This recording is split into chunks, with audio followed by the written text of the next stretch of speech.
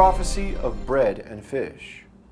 Christ going out into the wilderness and feeding people bread and having 2 fish is a prophetic foreshadow of the end times. And looking to the actions of what occurred with Christ, and in that account, when he went out into the wilderness, there's multiple things that occurred. And it's important to look at them analytically, point by point. So pay very close attention. In point number 1, we look first at Christ seeing persecution, that John was beheaded, and he took the people into the wilderness. And we see this in the book of Matthew, chapter 14, verse 10 through 12. And he sent and beheaded John in the prison, and his head was brought in a charger and given to the damsel. And she brought it to her mother. And his disciples came and took up the body and buried it, and went and told Jesus. Point number 2, we see here that Jesus heard John's beheading and then began to bring the people into the wilderness. Matthew chapter 14, verse 13 and 14. And when Jesus heard of it, he departed thence by ship into a desert place apart. And when the people had heard thereof, they followed him on foot out of the cities. And Jesus went forth and saw a great multitude, and was moved with compassion toward them, and he healed their sick. Point number 3. When we look at this, it is at evening time that this occurs. Matthew chapter 14, verse 15. And when it was evening, his disciples came to him, saying, This is a desert place, and the time is now past. Send the multitude away, that they may go into the villages and buy themselves victuals. So we see here that it is evening time and they go into the desert place. Point number 4. Christ said, Do not depart out back into the cities, and began to feed people bread in the wilderness. Matthew chapter 14, verse 16 through 18. And Jesus said unto them, They need not depart, give ye them to eat.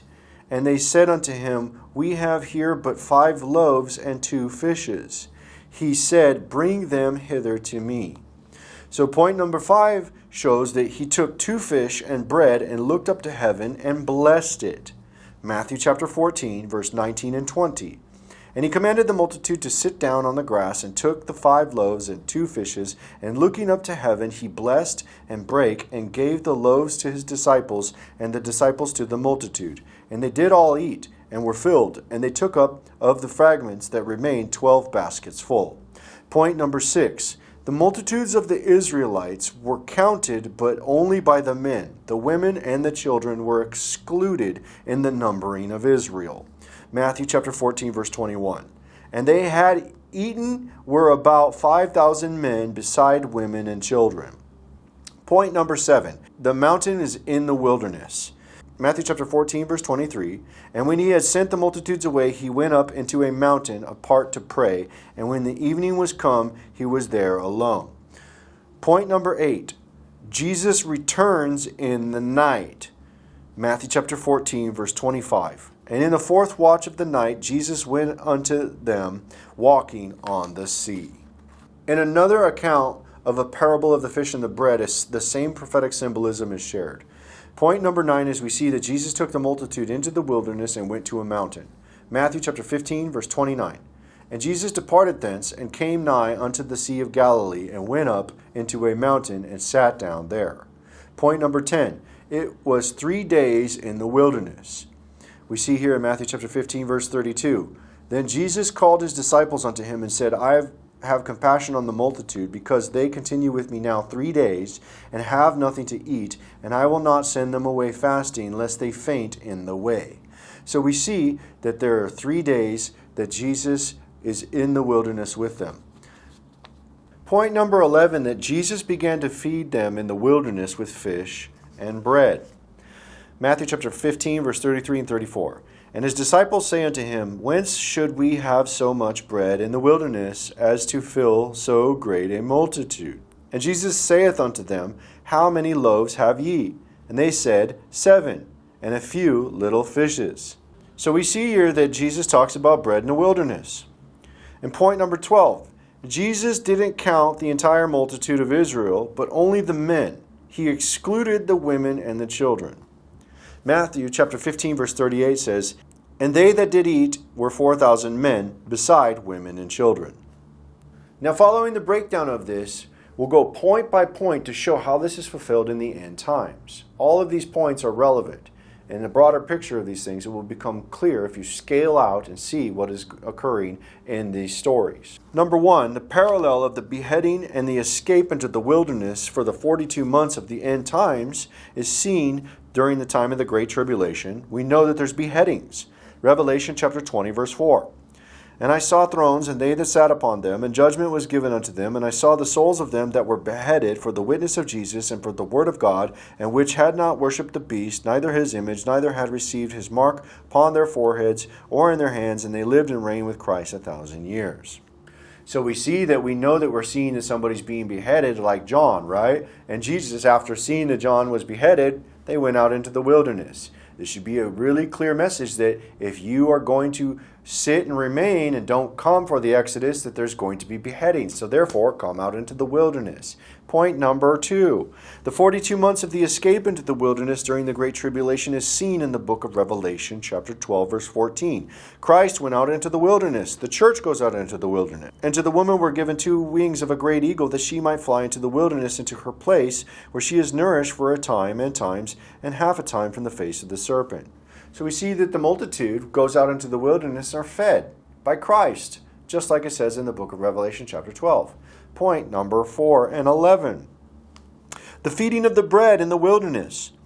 Revelation chapter 12 verse 6 talks about this. It says, And the woman fled into the wilderness, where she hath a place prepared of God, that they should feed her there 1,260 days.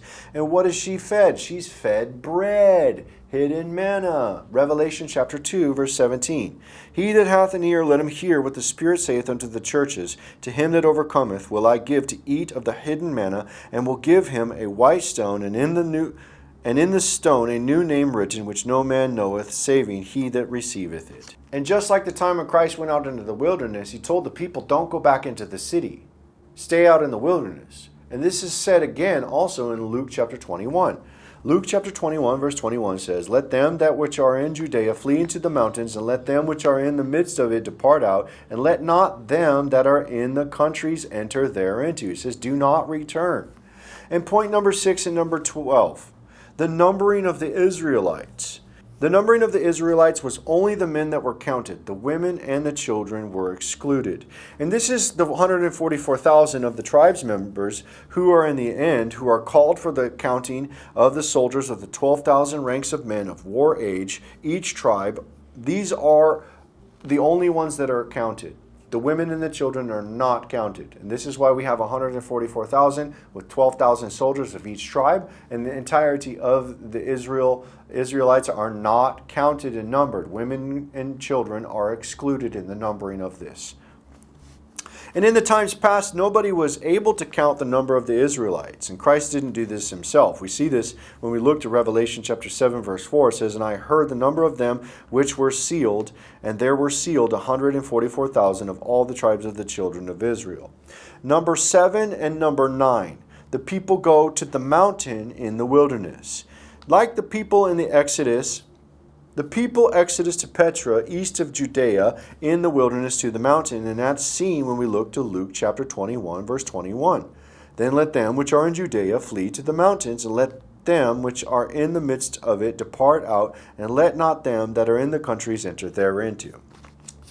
Point number 8. We know that Jesus returns at night, like a thief in the night. Point number 8 tells us that it was Christ returning in the night. 1 Thessalonians chapter 5, verse 2. For you yourselves know perfectly that the day of the Lord so cometh as a thief in the night. Point number 10. It was 3 days in the wilderness.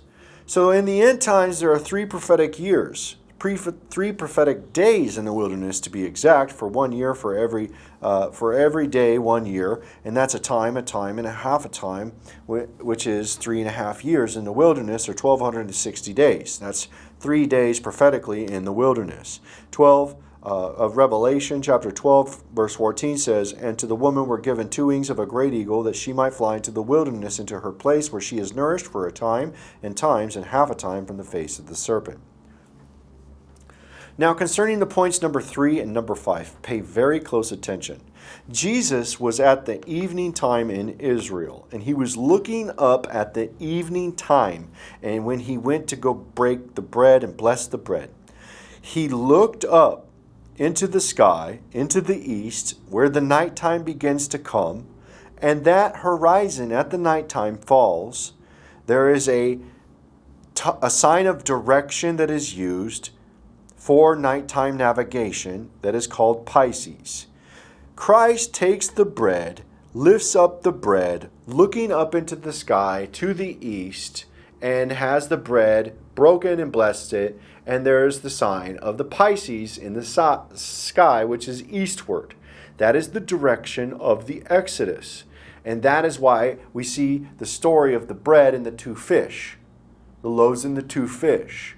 The 2 fish as a sign, as a warning sign. This is the direction you go for the Exodus. And this is the constellation to the east. Everybody during this time for millennia has used the constellations for the directions to find their navigation at night. And when it was evening, we see that it's at evening time that this occurs. His disciples came to him saying, "This is a desert place. At the time is now past. Send the multitude away, that they may go into the villages and buy themselves victuals." So we know that this is at the nighttime that Christ is looking up towards the east.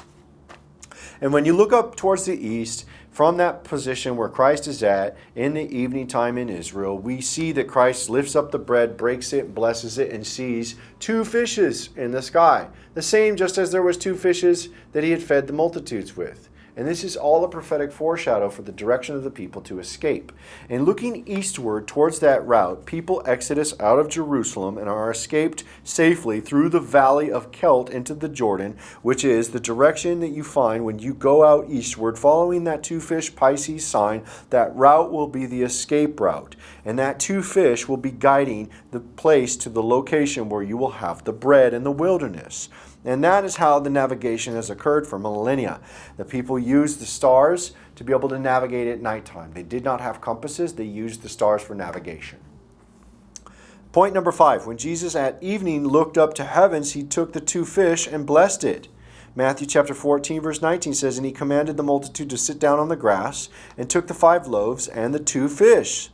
And looking up to heaven, he blessed and brake and gave the loaves to his disciples and the disciples to his multitude." So clearly we see that Christ is looking up towards heaven, blessing the 2 fish and the bread, giving a sign for people to look to. And when we look to this, when Christ is looking up towards the heavens and the Pisces in the sky, that's the formation in the east, the first at evening seen on the eastern horizon, which is the direction towards the escape route. And the early church, when Rome surrounded Jerusalem in 70 AD, also likewise escaped out through the same route. And the early church used the Pisces fish as one of their holiest emblems and identifiers for using for the place of Christian hiding in their locations. And when we look to that, it will become clear. The Koine Greek pronunciation is the fish, which is the modern rendition and symbol that they called the Jesus fish. And in the symbols among the Christians in the early centuries, this fish was used to identify place for churches that they were believed to be persecuted.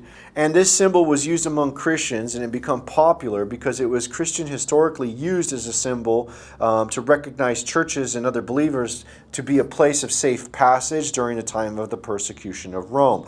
And that Jesus fish is the Pisces symbol. And that is why this is a prophetic regard to the people who exodus and flee out into the wilderness.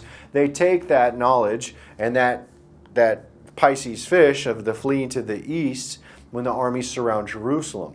And that is why Christ took the bread and the 2 fish and blessed it, looked up towards the east, saw the Pisces sign out in the wilderness. This is all a prophetic foreshadow of the end times.